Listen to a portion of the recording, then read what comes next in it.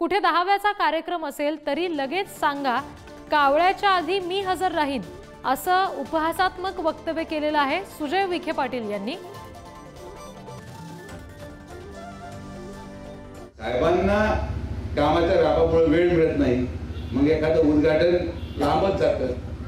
एखाद्याला गाडीचं नारळ फोडायचं होतं, एक जण आला माझ्याकडे, त्याची गाडीचे टायर बदलायची वेळ आली पण ते काय उद्घाटनाला वेळ मिळाली नाही। त्याला म्हणतो तू काळजी करू नको, आता मला सांगतो मी आहे उपलब्ध 24/7। आता मी ठरवलंय वाढदिवस हजर। आता हे डीपी आणि हे शामराव मला सांगू नका तुम्ही,